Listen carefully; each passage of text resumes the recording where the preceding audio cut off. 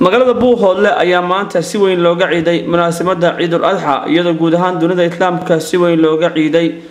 dadweynaha ayaa wajiyada waxa ka muuqatay farxad iyo sida ay ugu soo diyaar garoobeen munaasabada ciida Garad Cabdirasaaq Qarasoofe Boqor Cabdullaahi Axmed Cali iyo salaadiinta gobolka Cayn ayaa kala qayb galay oo ku tukaday garoonka weyn ee kubadda cagta Xabada Stadium Football ma ku badbaadinaysa shilibkiina intiina marka wada bixisay waa taqaanaan fidka walaha waa taqaanaan ninka qoriga dhigi waayay waa taqaanaan shanta wiilayda qoriga iska soo raacaan ruuxa ee sidaa ruuxa war maanta ma ku ballanaa nicmada iyo nabadgelyada aynu haysanno sharafta aynu haysanno oo intii marka wada bixisayba wixii fidnaa ee reerkaaga ku jira aad inaga qabato ilaahay dartii sidaa ma ugu ballanaa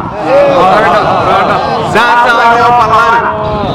waa ku badbaadaynaa ilaahay baynu ugu dhowaanaynaa gabdhaha halkaa fadhiyaynu ku badbaadinaynaa carruurteennaynu ku badbaadinaynaa ganacsiga yarka ee ay haystaan baynu ku badbaadinaynaa ilaahay subxaanahu wa tacaala baanu ugu dhowaanaynaa saasaa loo ballana reerkii ka soo bixi waaya ee fidna welihiisa qaban waaya ee ninka xumaanta wada qaban waaya ee shanta wiil qoriga iska soo raacay ay sidada u dheereeyaan suuqa sidaa ruuxa qaban waaya ee wiilka khamriga soo cabay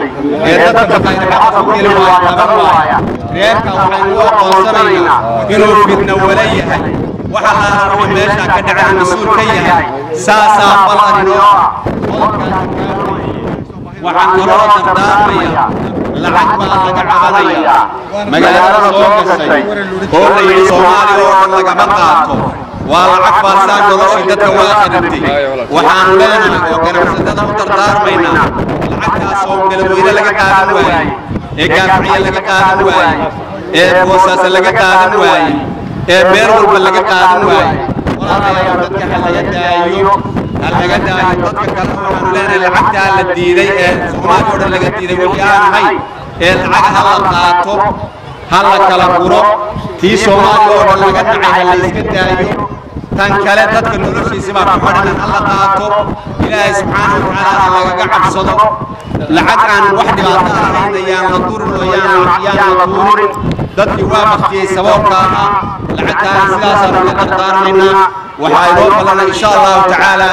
inaynu aakhiradeena iyo adduunyadeena iyo nabadgelyadeena iyo islaaxeena aynu ka shaqayno ciddii hadda aynu ka cabanayno ee magaaladeena ehelkeena allah inoo soo raaminiyo dadka Soomaaliyeed waxaa lagu ambilaan saciida فاتقوا الله واشكروا على ما أنعم به عليكم من نعمة الدين العظيم الذي أكمله لكم وأتم عليكم به النعمة ورضيه قال تعالى أكملت لكم دينكم وأتممت عليكم نعمتي ورضيت لكم الإسلام دينا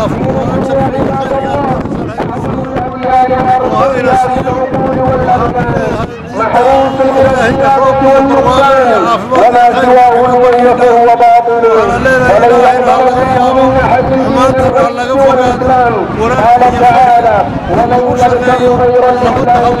فلن يقبل منه وهو في الآخرة من الخاسرين وأنه ذكر رضي الله عنه عن رسول الله صلى الله عليه وسلم أنه قال